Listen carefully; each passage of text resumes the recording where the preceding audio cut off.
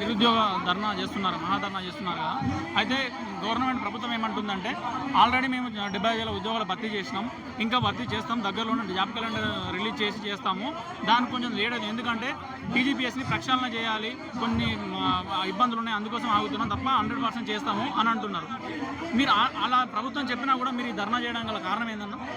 ప్రభుత్వము వచ్చి 2 సంవత్సరాలు అవుతున్నా కానీ కనీసం నిరుద్యోగులకు ఒక హామీని ఇచ్చిందా?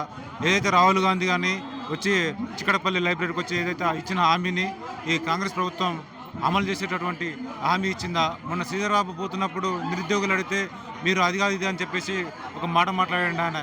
ఆయనకైనా సిగ్గుందా శ్రీధర్బాబు?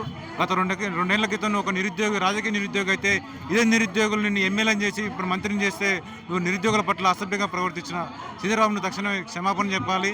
ఏదైతే నిరుద్యోగులకు ఇచ్చినటువంటి కాంగ్రెస్ ప్రభుత్వం ఇచ్చినటువంటి హామీని కూడా వాళ్ళు అమలుపరచాలని కూడా చెప్తున్నాం. ఇప్పుడు హైదరాబాద్ డిక్లరేషన్ అని ఒకటి ఉద్యోగాల యువత కోసం ఒకటి ప్రవేశపెట్టిన, అందులో ఏ ఒక్కటి కూడా పూర్తి చేయలేదా ప్రభుత్వం? ఏ ఒక్కరు కూడా నిరుద్యోగులకు ఇచ్చినటువంటి హామీని ఇంతవరకు కాంగ్రెస్ ప్రభుత్వం ఒకటి కూడా అమలు చేయలే.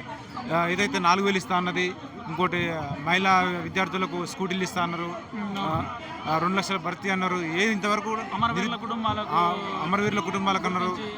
ఎలాంటి నిరుద్యోగులకు కానీ అమరవీరుల కుటుంబాలకు కానీ ఇంతవరకు కాంగ్రెస్ ప్రభుత్వం ఆదుకున్న పాపన పోలే. 75,000 ఉద్యోగాలు అన్నది గత ప్రభుత్వం కేసీఆర్ ఇచ్చినటువంటి కేసీఆర్ హయాంలో ఇచ్చినటువంటి కొన్ని ఉద్యోగాలనే. కాకపోతే అప్పుడు ఎగ్జామ్ రాసి అయిపోయినాక ఈయన వచ్చి నియామక పత్రాలు ఇచ్చిండు, అంతే తప్పించి వీళ్ళు నోటిఫికేషన్ వేసి ఇచ్చినటువంటి ఉద్యోగాలు అవి కావు. వేస్తే ఒక డిపార్ట్మెంట్లో 2,000, 3,000, 200, 300 అట్లేసారు తప్పించి ఒక భారీ నోటిఫికేషన్ కూడా ఇవ్వలేదు. కనీసం ఈ 2 నెలల నుంచి వీళ్ళు ఒక 10,000 ఉద్యోగం కూడా ఇవ్వకుండా నిరుద్యోగులపై చెలగాటమాడుతున్న ఈ ప్రభుత్వానికి బుద్ధి చెప్పే రోజుల దగ్గర ఉన్నాయి. ఏదైతే నిరుద్యోగులు యువత తలుచుకుంటే నేపాల్, ఒక శ్రీలంక తరహాలో ఉద్యమం చేయడానికి కూడా నిరుద్యోగులు ముందుంటారు. ఇలా ఒక కార్యాచరణ ప్రకటించి కూడా పెద్ద ఉద్యమాన్ని చేయడానికి కూడా నిరుద్యోగ యువత సిద్ధంగా ఉన్నారని ఈ సందర్భంగా తెలియజేస్తున్నాం. అంటే కొంతమంది కాంగ్రెస్ నాయకులు ఏమంటున్నారంటే నిరుద్యోగులందరూ అంటే చదువుకునే వాళ్ళందరూ వాళ్ళు స్టడీలో అక్కడనే ఉన్నారు, వీళ్ళంతా రోడ్ల మీద తిరిగే వాళ్ళంతా పేడ్ బ్యాస్ట్, ప్రతిపక్షాలు వీళ్ళని ఉసుగొలిపి వీళ్ళు ప్రతిపక్షాలకు సంబంధించిన పార్టీకి సంబంధించిన వాళ్ళు అని అంటున్నారు. ఏదైతే ఇప్పుడు ఈ మాట అన్నారో వీళ్ళు గతంలో కూడా గత టీఆర్ఎస్ ప్రభుత్వంలో వీళ్ళు చేసినటువంటి వీళ్ళు నిరుద్యోగ పక్షాన్ని కొట్లాడుతున్నప్పుడు కూడా వీళ్ళని కూడా వాళ్ళు అదే అన్నారు. కాబట్టి మీరు ఆ వంకర బుద్ధి మాటలు మాట్లాడుకోవాలి. ఇప్పుడు అధికారంలో కూర్చున్నాం అని చెప్పేసి కళ్ళను నెత్తికి ఎక్కువ ఉంటాయి వీళ్ళకి.